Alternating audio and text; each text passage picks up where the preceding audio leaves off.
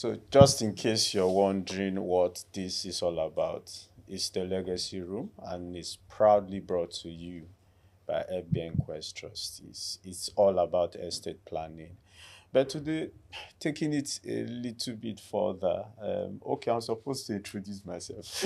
My name is Sir Ro, Rotimi Obende. I've got my Capone here, Mutiatola Tunji. You're welcome. Thank you.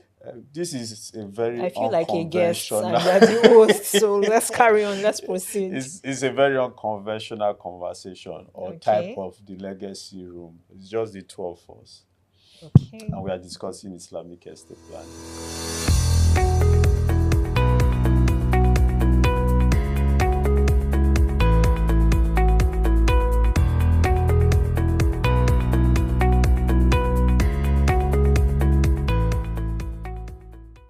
Some time back, let's say 3 or 4 weeks ago, we were in the office Yeah. going through the rounds, and it suddenly dawned on us that, and I say it every time, this man strapped himself with a bomb. Nope. Distortion of said facts. Okay, Distortion of facts. Okay. He Land. carried petrol Better. bomb.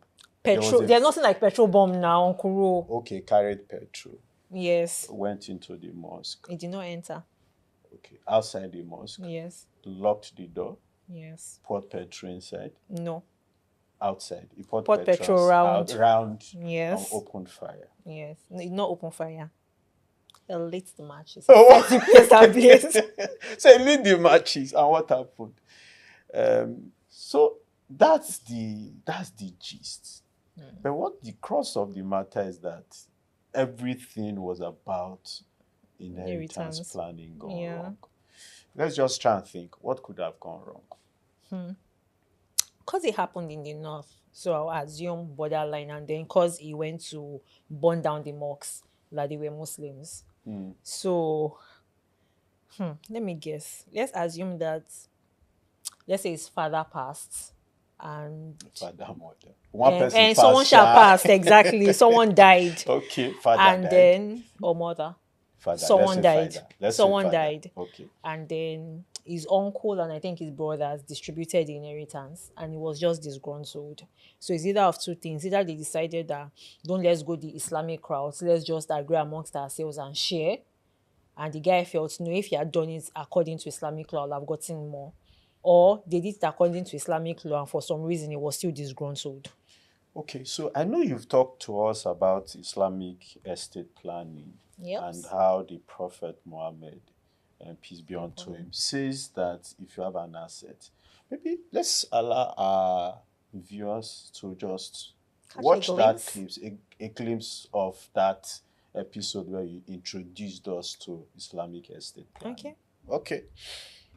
Islamic estate planning is that conscious effort that we Muslims put into place to ensure that all the wealth, all the assets that we have is properly preserved and managed and transferred to our loved ones and even the Muslim Ummah in line with Islamic principles, in line with Islamic injunctions. And like we all know, Allah subhanahu wa ta'ala in the Holy Quran already said that wealth belongs to him, and that is just giving us this wealth as an amana, which will be questioned about. There are also a couple of hadiths that speak to this.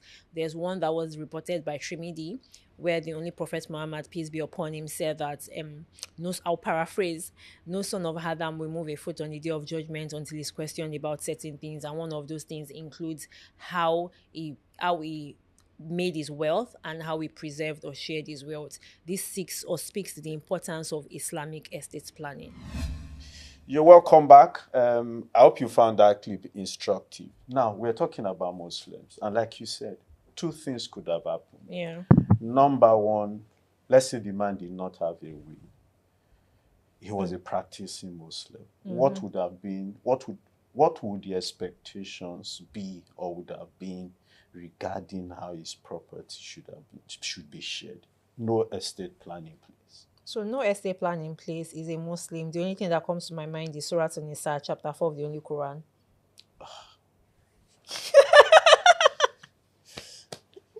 Why are you buying? You are selling market, you are buying market. I've just explain. So what that speaks to, what that chapter speaks to, is distribution of assets. So you know the way, Rotimi, when you write your will, Yeah. you say, oh, I'm giving my pension, share it equally, I have 4 children, this is Yeah. how it should be distributed. The Quran already spells out how your asset is going to be distributed, 2/3 of your assets. So you don't need to write you need to write a will, but you don't need to say, I am giving this specifically to this person. You get?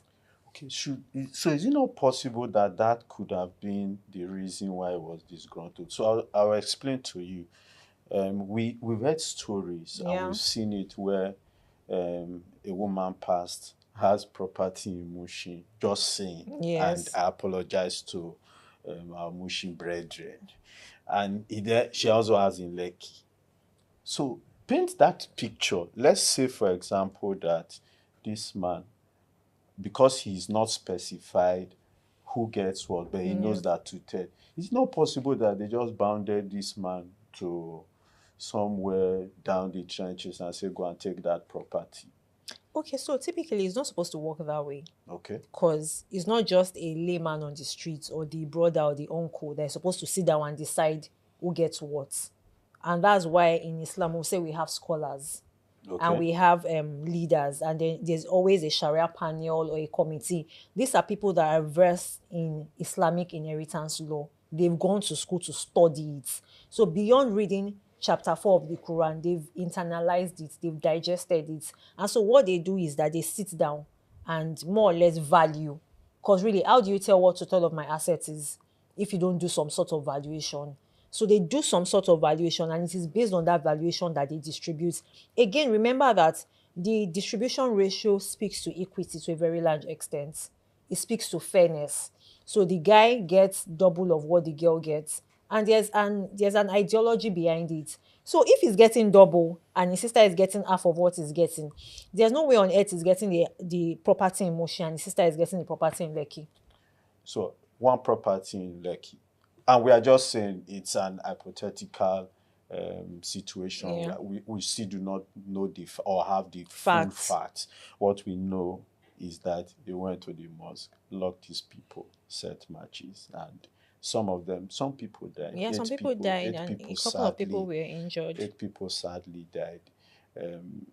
So again, there's only one property in Lekki, one property in Mushi, one property in Egbeda. How? Because it's just possible. Again, I know you've talked about the Islamic scholars and the fact that they can do a good job. Now, is it that they didn't do a good job? Just asking.